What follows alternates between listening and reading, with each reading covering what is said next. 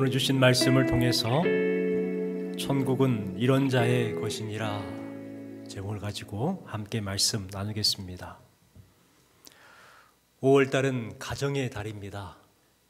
가정하면 생각나는 노래가 있지요. 바로 즐거운 나의 집이라는 노래입니다. 이 가사를 보면 참 마음이 따뜻해집니다. 즐거운 곳에서는 날 오라 하여도 내 쉴 곳은 작은 집, 내 집뿐이리. 이 노래를 하다 보면 가정에 대한 애정이 느껴집니다. 가정은 편한 곳이요, 쉴 수 있는 곳이요, 즐거운 곳이라는 것입니다.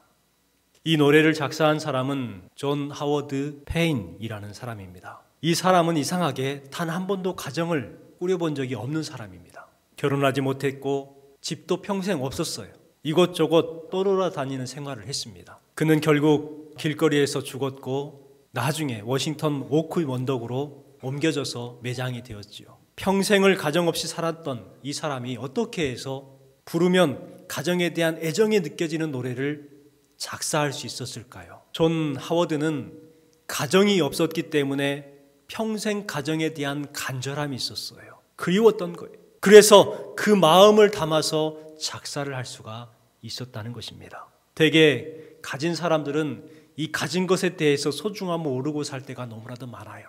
이스라엘 백성들은 가나안 땅에 살 때에 이 나라에 대한 소중함을 알지 못했습니다. 그러나 결국 국가를 빼앗기게 되었고 포로 생활을 하다가 보니까 이 조국이 얼마나 소중한지를 안 거예요. 그래서 날마다 조국을 그리워하면서 눈물을 흘려야 했습니다. 여러분, 우리도 가진 것에 대해서 감사를 잊어버리고 살아갈 때가 참 많이 있습니다. 가정은 행복한 것이라는 것을 인식하면서도 어느 순간 그것에 대한 소중함을 알지 못하고 함부로 행동하다가 함부로 말하다가 가정이 깨지는 경우를 우리는 많이 보게 됩니다. 그리고 나중에 후회를 하잖아요. 여러분, 후회하기 전에 우리는 그것을 지키려고 하는 노력이 필요합니다. 며칠 전에 식당 주인이 이 화장실을 다녀왔다가 저에게 이런 말을 한 적이 있어요. 목사님, 저는 도대체 이해가 안 돼요. 왜 사람들이 화장실에서 담배를 피우는지 모르겠어요. 저 사람들도 집에서 자기 자녀들에게 담배 피지 말라고 하겠죠. 좁은 화장실에서 손님이 담배를 피웠던 것 같아요. 냄새가 얼마나 심했겠어요. 그 말을 들으면서 생각을 하는데 이런 생각이 들어요. 자신은 담배를 피우면서 자녀에게는 담배 피우지 마라, 담배는 나쁜 것이다, 피우지 말라 말할 텐데 그 말을 듣고 자녀들이 담배를 안 피울까요? 자신은 술에 취해가지고 술 냄새 풀풀 풍기면서 자녀들에게는 술은 나쁜 것이니까 마시지 마라 말한다고 해서 자녀들이 술을 안 마실까요? 내가 술을 마시지 않고 내가 담배를 끊는 노력이 있어야 자녀들도 그것을 따라하지 않을까요? 노력이 필요하다는 거예요. 자식은 부모를 따라하는 경우가 참 많습니다. 부모는 자녀들의 멘토요, 스승이라고 말하잖아요. 신앙도 동일합니다. 내가 신앙생활을 편하게 하려고 하는데 자녀들한테 너희들은 신앙생활을 잘해야 된다 말하면 자녀들이 신앙생활을 잘 할 수 있을까요? 자녀들에게 이런 말을 들었으면 좋겠습니다. 자녀들에게 우리 부모님처럼 잘 살아야지, 우리 부모님처럼 신앙생활 잘 해야지, 이런 말을 듣는 여러분 되시길 주님의 이름으로 축복합니다. 그러기 위해서는요, 자녀들에게 감동을 줄 수 있는 삶과 신앙생활을 해야 하는 것입니다. 예수님께서 어린아이에 대해서 여러 번 말씀하셨습니다. 마가복음 10장 14절 말씀에 보면 예수께서 보시고 노하시어 이르시되 어린아이들이 내게 오는 것을 용납하고 금하지 말라. 하나님의 나라가 이런 자의 것이니라. 어린아이가 되라는 거예요. 마태복음 18장 3절 말씀, 어린아이들과 같이 되지 아니하면 결단코 천국에 들어가지 못하리라. 그리고 19장 14절 말씀에도 천국은 이런 사람의 것이니라 말씀하고 있습니다. 이 말씀을 보면 참 중요한 메시지가 있는 것 같습니다. 그런데 많은 성도들이 이 말씀에 대해서 별로 대수롭지 않게 여기고 넘어가 버립니다. 왜냐하면 어린아이들을 쉽게 생각하기 때문에 그래요. 편견을 가지고 속 없는 것들, 철없는 것들 이렇게 생각을 하는 거예요. 그리고 어린아이같이 된다고 해서 무슨 천국에 가겠어? 이 말씀 속에 메시지를 생각하지 않고 대수롭게 생각하지 않는다는 거예요. 소돔과 고모라에 이 롯이 자기 사위들에게 경고를 했던 이야기가 창세기에 기록이 되어 있잖아요. 사위들은 롯의 말을 듣고 나서 농담으로 여겼습니다.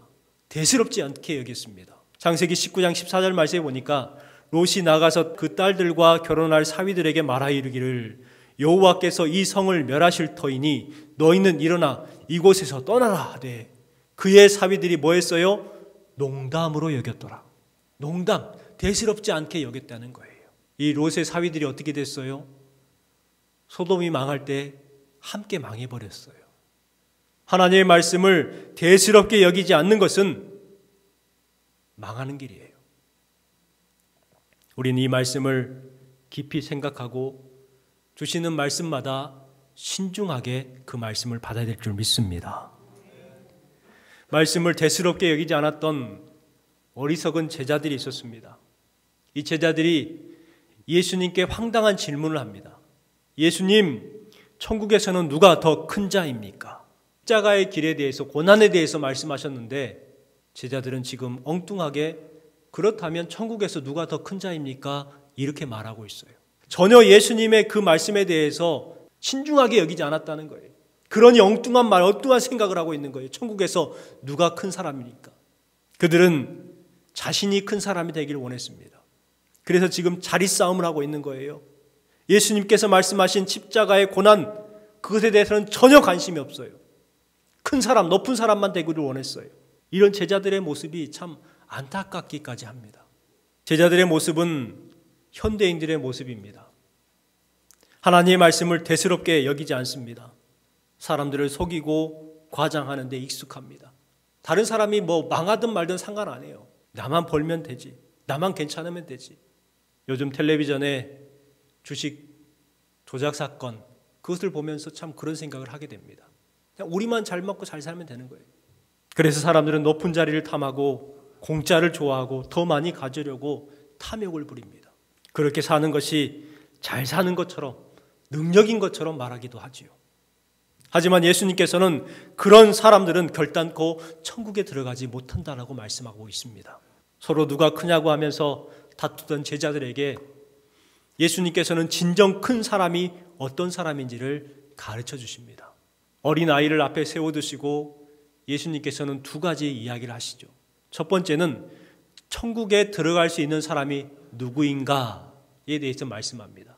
3절 말씀에 보니까 너희가 돌이켜 어린 아이들과 같이 되지 아니하면 결단코 천국에 들어가지 못하리라. 야, 너희들이 천국에서 큰 사람이 누구냐고 물어보느냐?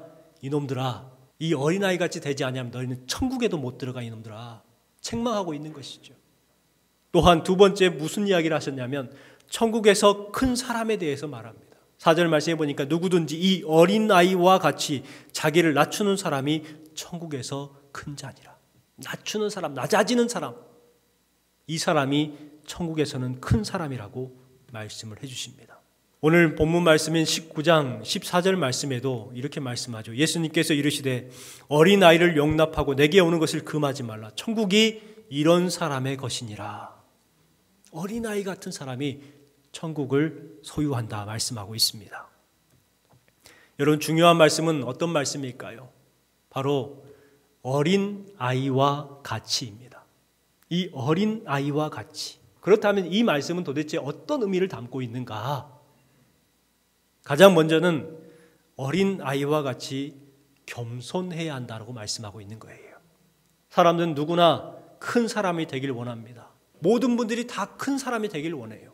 그런데 큰 사람이 되는 비결에 대해서는 알지 못하는 거예요. 오늘 주신 말씀에 보니까 어린아이같이 자기를 낮추는 사람이 천국에서 큰 자라고 말씀하고 있어요. 여러분, 큰 사람이 되는 방법이 뭐예요? 자기를 낮추는 거예요. 어린아이의 특징은 어른들에 비례해서 겸손합니다. 순진합니다. 진실합니다. 무엇을 마음에 숨겨두지를 못해요. 그래서 눈만 쳐다보고 있어도 그냥 말을 해요. 뭐라고 하지 않았는데 자기의 잘못을 이야기를 해요. 속이지를 못합니다. 왜 그럴까요? 어른에게 있는 것이 없기 때문에 그래요. 베드로전서 2장 1절부터 2절까지 말씀해 보면 그것을 지금 이야기하고 있습니다. 우리 같이 한번 읽어볼까요? 모든 악독과 모든 계율과 외식과 시기와 모든 비방하는 말을 버리고 갓난 아이들 같이 순전하고 신령한 젖을 사모하라. 이는 이로 말미암아 너희로 구원에 이르도록 자라게 하려 함이라. 여러분, 아이들에게는 이게 없어요. 악독과 계율과 외식과 시기와 비방이 없어요. 아이들은 이것이 없기 때문에 순진하고 겸손합니다. 자기를 높이려고 하지 않습니다. 부족한 것을 알아요. 그리고 모르는 것은 모른다고 이야기합니다. 나 잘 몰라요. 하지만 어른들은 겉으로 보면은 겸손한 듯 하지만 속으로는 교만합니다. 겉으로는 인자하고 온유한 것 같지만 속으로는 의심하고 비판합니다. 정죄합니다. 부족하면 무시합니다. 왜요? 마음 가운데 악독과 계율과 외식과 시기와 비방이 있기 때문에. 베드로 사도는 이것을 버리라는 거예요. 갓난 아이처럼 순결하라 말씀하고 있는 것이죠. 하와이의 한센병 환자의 아버지라고 불리는 다미엔 신부의 이야기입니다. 이 다미엔 신부가 하와이에서 나병 환자들을 돌보고 있었어요. 열심히 돌봤습니다. 그런데 문둥병에 전염되고 말았습니다. 문둥병자를 도우려다가 문둥병에 걸리고 말았어요. 얼마나 참 큰일입니까? 그때 다미엔 신부가 이런 기도를 했습니다. 하나님, 저의 기도를 들으시고 나병을 허락해 주시니 감사합니다. 이제야 비로소 저 형제들 앞에서 우리라는 말을 떳떳하게 사용할 수 있게 되었습니다. 저 형제들에게 하나님은 나병 걸린 우리도 지극히 사랑하신다. 자신 있게 복음을 전할 수 있게 하시니 감사를 드립니다. 이렇게 기도를 했어요. 그 기도를 듣고 있던 나병 환자들이 감동의 눈물을 흘립니다. 다미엔 신부가 전하는 복음을 받아들이고 변화되기 시작했어요. 4절 말씀에 기록되어 있는 것처럼 누구든지 이 어린아이와 같이 자기를 낮추는 사람이 천국에서는 큰 사람이라고 말씀하고 있습니다. 다미엔 선교사가 바로 이와 같은 자기를 낮춤을 통해서 큰 사람이 되지 않았을까요? 여러분, 은혜를 받고 축복을 받는 비결은 자기를 낮추는 데 있습니다. 여기에 모신 여러분들이 어린 아이와 같이 천국에서 큰 성도가 되시기를 주님의 이름으로 축원합니다. 두 번째는 어린아이 같이 깨끗함이 있어야 합니다. 깨끗해야 된다는 거예요. 19장 14절 말씀에 보니까 예수께서 이르시되 어린아이를 용납하고 내게 오는 것을 금하지 말라. 천국은 이런 사람의 것이니라 말씀하고 있습니다. 여기에서 내게 오는 것을 금하지 말라라는 것의 이 원어를 보면은요, 아이들이 뛰어오는 거예요. 환호하면서 예수님을 보고 즐거워하면서 기뻐하면서 막 달려오는 거예요. 예수님께서는 기뻐하면서 즐거워하면서 찾아오는 어린아이들을 막아섰던 제자들을 책망하시면서 그들을 내게 오는 것을 금하지 말라고, 막지 말라고 이야기하고 있습니다. 여러분, 아이들의 특징은 마음이 깨끗합니다. 별것 아닌 것도 크게 감사하고 감동합니다. 하나님의 말씀을 의심 없이 그대로 믿고 순종합니다. 비가 내려도 좋고 모래밭에서 뒹굴어도 옷이 더러워져도 그냥 깔깔깔 즐거워하면서 웃고 장난합니다. 옷이 다 젖어도 즐겁습니다. 과자 한 봉지 줘도 사탕 한 개에도 허리를 숙이면서 그렇게 감사합니다. 기뻐합니다. 여러분, 아이들이 철이 없어서 그럴까요? 속이 없어서 그럴까요? 어른들은 만족함이 없습니다. 감사도 기쁨도 별로 없습니다. 별것 아닌 것에도 불구하고 화를 냅니다. 별것 아닌 것에도 싸웁니다. 비가 내리면 비가 온다고 짜증을 내고, 비가 안 오면 비가 안 온다고 원망합니다. 작은 것 주면 이까짓 것 감사를 모릅니다. 여러분에게 다시 한번 질문합니다. 어린 아이가 철이 없을까요? 어른이 철이 없을까요? 어린 아이가 속이 없을까요? 어른이 속이 없을까요? 아이들은 도움이 필요하면 도와달라고 요청합니다. 말을 못하는 아이조차도 손짓과 발짓과 울음소리로 도와달라고 요청합니다. 왜일까요? 자신의 연약함을 알기 때문에 그래요. 어린아이들은 엄마나 아빠가 있으면 두려워하지 않습니다. 아이를 높은 곳에 들어 올릴 때도 아이들은 무서워하는 것이 아니라 오히려 활짝 웃지요. 땅에 떨어질까봐, 죽을까봐 전혀 염려하지 않습니다. 왜요? 믿기 때문에 그래요. 의심하지 않기 때문에 그래요. 그런데 어른들은 어떻습니까? 맡기지 못합니다. 의심합니다. 늘 염려합니다. 세상 방식대로 살려고 그래요. 철이 들어서 그럴까요? 속이 차서 그럴까요? 하나님 보시기에 철없는 사람, 속 없는 사람은 누굴까요? 탈무드에 이런 말이 있습니다. 지혜를 얻으려면 노인을 보고 마음이 깨끗해지려면 어린 아이를 보라. 마지막 세 번째는 어린아이 같은 사모함이 있어야 한다고 우리에게 말씀하고 있는 것입니다. 마가복음 10장 15절 말씀을 같이 한번 읽어볼게요. 내가 진실로 너희에게 이르노니 누구든지 하나님의 나라를 어린아이와 같이 받들지 않는 자는 결단코 그곳에 들어가지 못하리라. 하나님의 나라를 어린아이와 같이 받들지 않는 자는 결단코 그곳에 들어가지 못하리라 말씀하고 있습니다. 어린아이들은 호기심이 참 많아요.